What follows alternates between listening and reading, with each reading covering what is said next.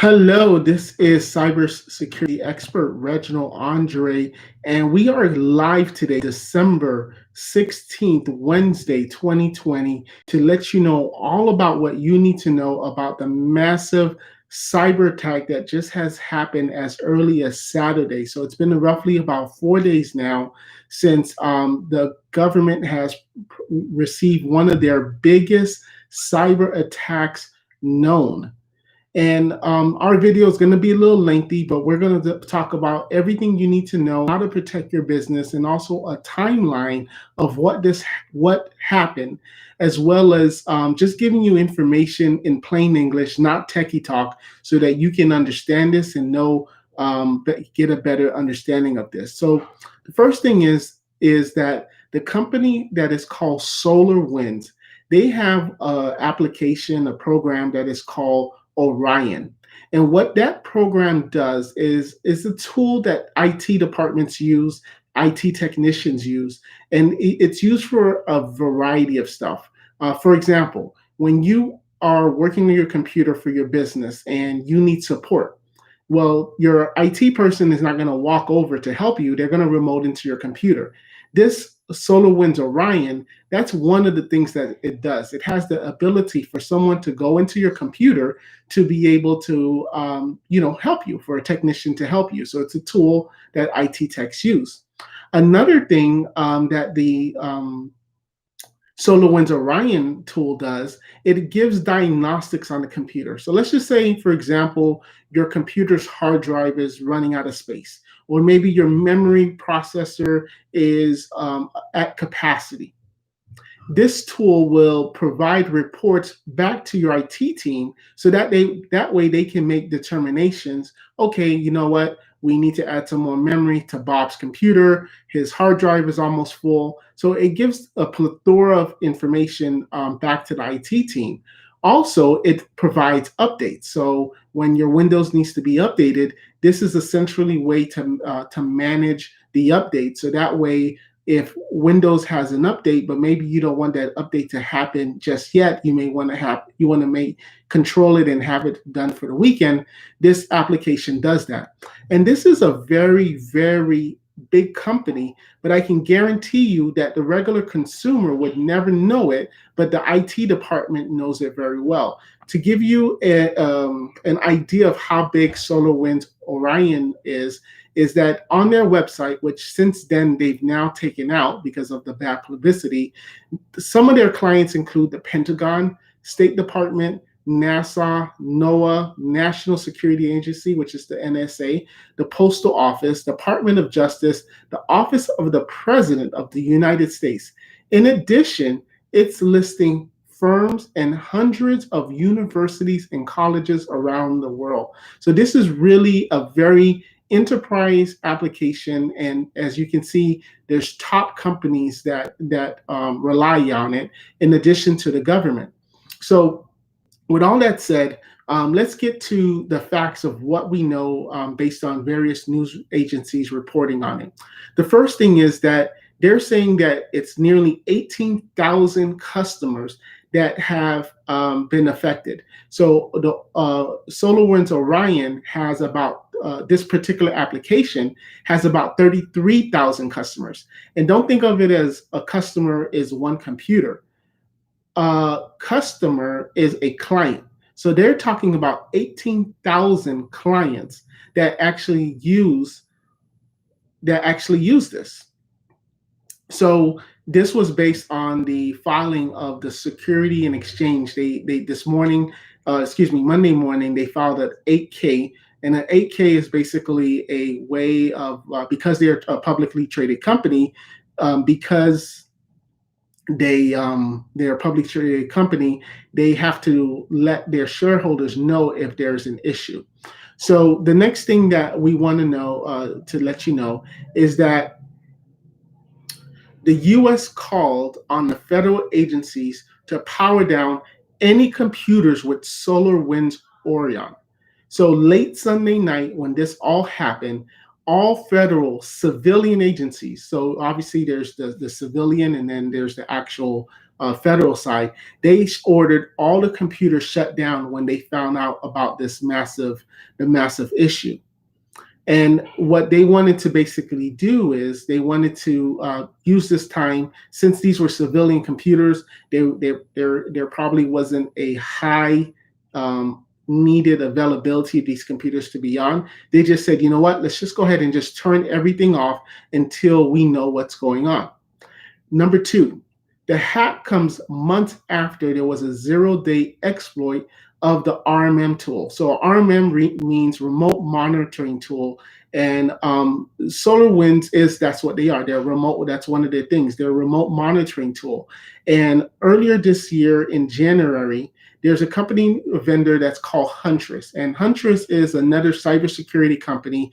A lot of IT companies use their product, and they basically look to see if there's vulnerabilities within a computer. Well, according to the report, Huntress in October saw that SolarWinds had in one of their monitoring tools, not necessarily the Orion tool, but in one of their other tools, there was a threat or a flaw that was found. And for more than 3 months, this flaw was there. And they are the ones that work with work with SolarWinds to get this fixed. Now, typically, whenever cybersecurity companies find flaws in the system, they privately actually go, because it's a community that everybody's kind of like in the same race to be against cyber hackers. So in this case, Huntress went on the side and just said, hey, look, guys, you have a problem. You got to get this fixed. And this is typically how it happens. They just don't, do a press release and say, hey, haha, SolarWinds, you've got this issue. So that's the next thing. The third thing is that SolarBreach, it doesn't impact most of the managed service provider businesses, because in addition to that long list that I told you that SolarWinds does, SolarWinds Orion, that suite of products, is really for the Fortune 100 companies. It's really for the US government. So they actually put those people in another class. They put those clients in another class with its own engineers, with its own design, because obviously the government is going to have much higher security needs than a regular business. So the good news is that if your company, if your IT company is using SolarWinds and they're using their other products, more than likely everything is okay, because this was a very targeted attack directly towards the SolarWinds Orion product. Now, many experts are saying, well, yeah, that's probably good, but more than likely, since the money is in SolarWinds Orion product, they most likely then use some of the features from that one suite to put it into the other suite of what other small businesses are doing. So these suites are called N-Central, which is, think of it as like a consumer product. So your enterprise, your government, they're using Orion. And then the smaller businesses, they're using N-Central. And they do almost the same thing, but the more enterprise products have more security standards, and it's just another level, different team, if you want to call it that. So the number 4 is that Russian intelligence services are accused of orchestrating this.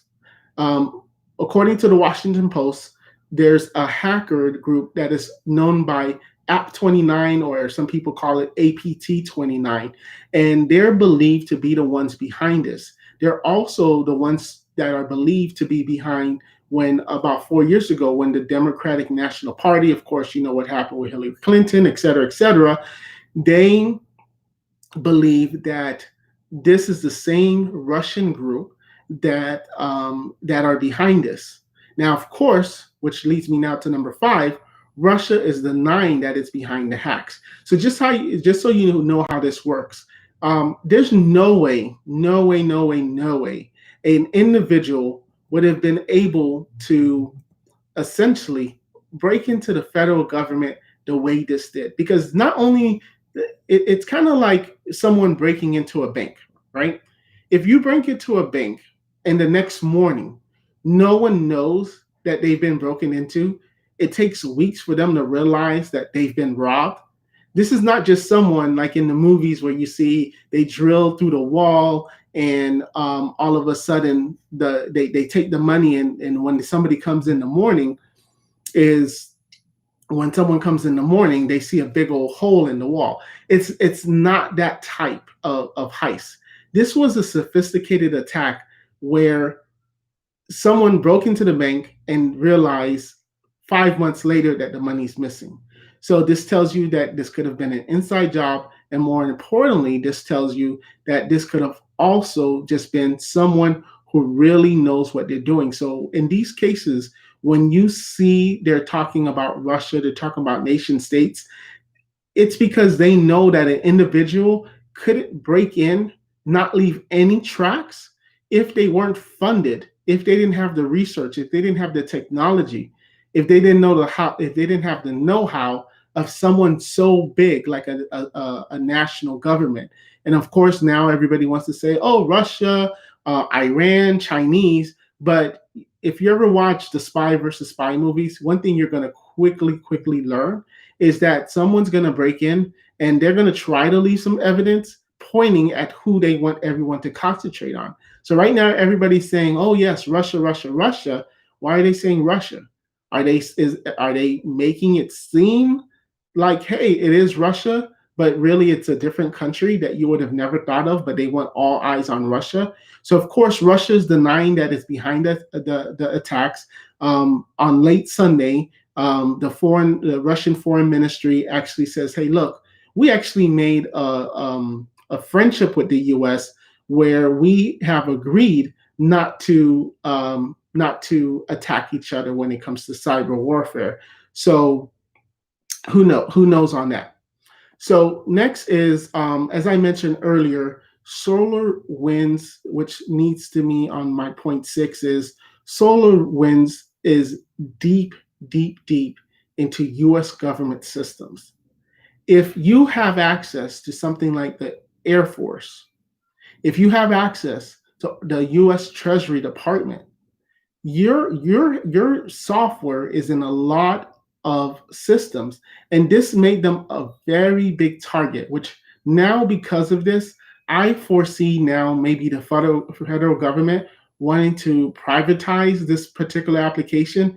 I mean, if you think about it, why should the federal government be sharing something so important, such as how can someone remote into a computer with other companies? This tells me that more than likely, the federal government's going to look to see how to privatize this particular aspect of the application and just restrict it so much and not rely on a third-party vendor to provide it for them.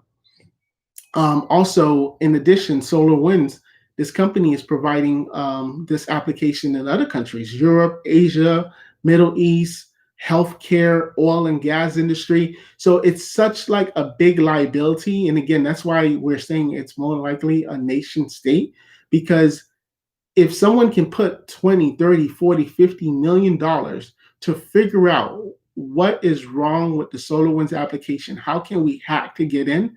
And once they find that vulnerability, they now have access to all of these machines. It's a big liability. And unfortunately, there's other applications like that out there. I mean, Microsoft is probably the biggest one, right? Everybody uses Microsoft Windows, Microsoft Office, Dropbox. So it's so important that these government agencies, in addition to trusting these companies having their software in their computers, but they also have a team on their side to ensure that these applications are secure, like how they're saying they're secure. So next item on the list is the top management knew what was happening. Now, this is juicy. The top management knew what was happening. And the reason is because, according to reports, the two firms, shareholders and CEOs, sold about $256 million worth of shares on December the 7th, 6 days before they disclosed that they got hacked. Let me repeat that. Approximately $256 million of shares were sold by insiders. You have your CEO, you have the vice president, you have board members. So this means that SolarWinds more than likely knew about this. I would say they probably knew about this months before. And now when they're realizing the cat's out the bag, the stock is going to plunge, which it did. It's down about 30% now. If you look at their stock price 2 weeks ago, it's roughly about $23. Now it's $18 and even going down. I personally don't know how SolarWinds is going to survive this, because their name is just now, it's no longer reputable. I mean, if your company caused the biggest cybersecurity hack in the last 5 years, and now you are a salesperson coming to me, even if it's not the same product, but it's your company, uh, I'm going to be a little suspicious of that, right? And I could even see SolarWinds changing their name. There has been a lot of scenarios where companies have basically their name is tarnished, and now they just say, you know what, let's just spin it and let's just call ourselves something new. Let's call our product line something new. But definitely, top management knew what was happening, and even the CEO, he announced, and the CEO was with the company for 10 years, and he announced his resignation before this report. So again, they knew what was happening. This CEO, he sold his stock, says, hey, I'm getting out of here. I'm not staying for this crap show. And unfortunately, now that does get into insider trading, and because you can't sell a stock knowing something bad is going to happen, knowing something is going to happen like this. That's called insider trading, and now the federal government's going to be looking at that. There's already reports that U.S. Marshals, U.S. Treasury Department, they've already subpoenaed the files. They've already raided their office, getting all the information, because there will be a huge lawsuit coming. Because even right now, we're only hearing about the government, and typically you only hear when these things like this happen, the government, especially when it's related to cyber. Now, if it's related to like a something with the military and some type of private operation, you're not going to, of course, hear that in the news. But it's when it's related to a cyber hack, and it's involving both the private sector and the public sector. They have to tell you. They have to tell 18,000 clients that, hey, there's a hack. You got to update your software. You got to shut down your computers. There was no way the government can hide this. There was no way SolarWinds could hide this. So going back to the insider trading, selling this prior to informing everybody and profiting from it, you know that the government's going to go after them, and of course the government's going to try to get back these profits, and who knows, maybe the company dissolves. So the next item on my list about the timeline is that the scary part about this is that hackers, they exploited legitimate software updates for this. So let me give you an example. Let's just say you have employees that come into your office, and in order for every employee to come into the office, they have to present their ID, they have to present a badge to swipe at the door to get in. Now, of course, and let's just say you have a security guard in the front. So the security guard, he's checking everybody. Hey, let me see your ID. Put your badge. Beep. Green light. Go. And then now some guy comes in, and he comes in. He's not dressing like everybody else. He doesn't have a badge, and he tries to open the door. Now, of course, the security guard is going to say, hey, who are you? Well, why are you here? Like, how can I help you, right? But what happened here, using that same analogy, because as I said, I want to try to be able to explain this in English for you to understand, is just imagine that this hacker dresses like all the other employees, has the same badge that's going to work like the other employees, has an ID that matches all of the employees, and when they go to the door to scan their fob, it goes green.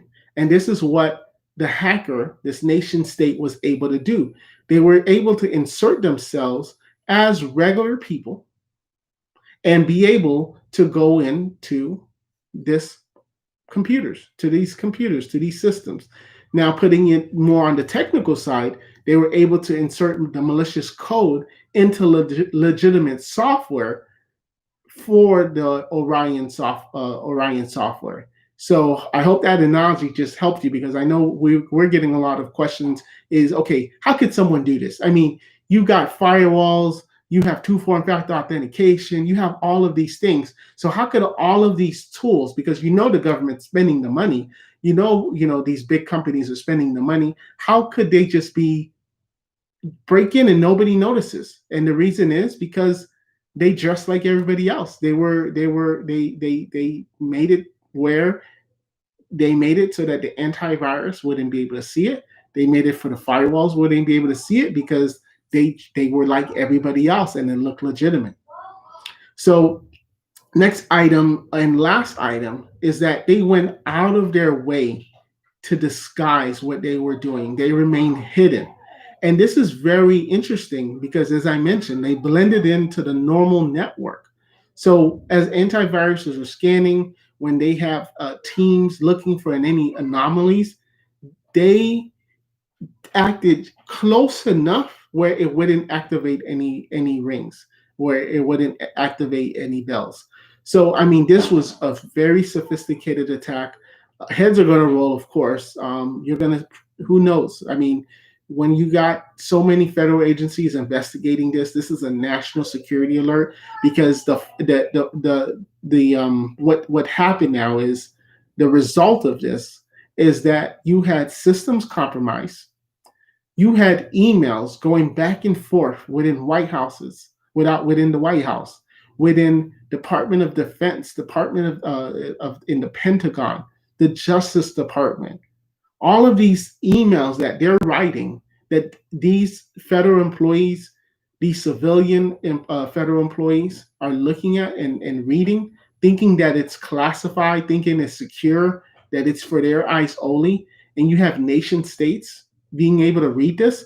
This is a big problem, because these countries, these hackers, can now sell this information and say, hey, Iran, you want to know what the plans are for the US and how they're going to try to negotiate with you or not negotiate with you, or where they have field officers. Like, all of this stuff is transmitting in emails, all of this sensitive information. One of the departments was the US Commerce Department, which deals with 5G. And 5G is a huge thing right now.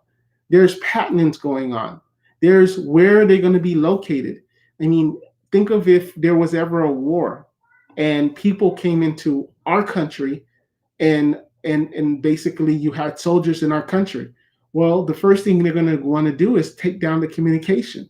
And these are private things, private emails, private files that now are out there showing where these 5G antennas are. I mean, like, there's just so much, like, I can't even think about it, because it's just so much information that that is out there. So if you've made it this long, we're 23 minutes. If you've made it this long, please like and subscribe our page, because this was really, we wanted to give a timeline of what happened. We know there's plenty of other sources out there that are talking about this, but they're not talking in plain English for someone like you to be, not like you, but for a person that doesn't have the expertise to understand this. And this is why we do our videos. So please go ahead and like and let us know that that you enjoyed this. And if you have any comments, feel free to put them down, and we can answer them offline. And tomorrow we're going to be going live again. And if there's any other updates, we'll continue to let you know about this. And every day, Monday through Friday, we do go live. And also we do have a podcast with my good friend Brian. I'm going to be putting that link below. And we're also going to be talking about this tomorrow. And he's also going to be giving you his perspective, which the podcast is called Squawk Podcast. And I'll be putting the link below so that you can also listen in on another perspective, and how you can actually get two different perspectives, and it'll be more of a conversation. And most importantly, I know you're probably the business owner. You're asking, okay, Andre, thanks so much for all this information. Now I get it. Now I understand what this is. How do I protect my business? And the unfortunate thing is, at the moment, nobody really has the answer because the government obviously uses two-form factor authentication. The government also obviously puts the best firewalls available. They have the best ops team to look for these things. They have this. The big corporations have this. The universities have this. This problem wasn't because of a lack of budget. This problem wasn't because someone left a password somewhere.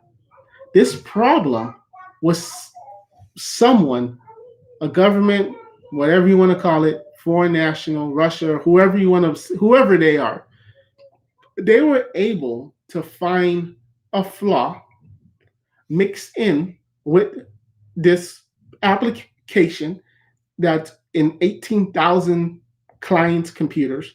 And just imagine, I mean, I would even imagine every client having 1,000. We could be talking about 180,000 computers on the low end.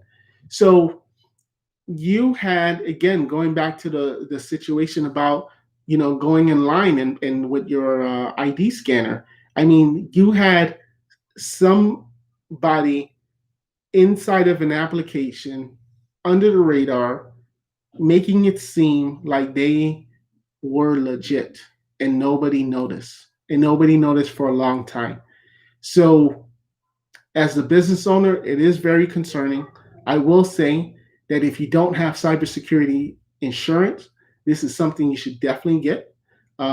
Yesterday, I put a video out with Dickey's Barbecue where they are now getting sued. There's a class action suit against Dickey's Barbecue. That's the big franchise. They have, barbecue chicken. You can go there, eat ribs, etc.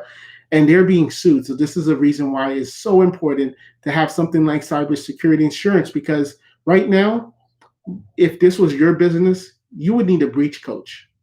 You would need someone holding your hand to tell you this is how you deal with the government as far as them looking to prosecute you or subpoena you.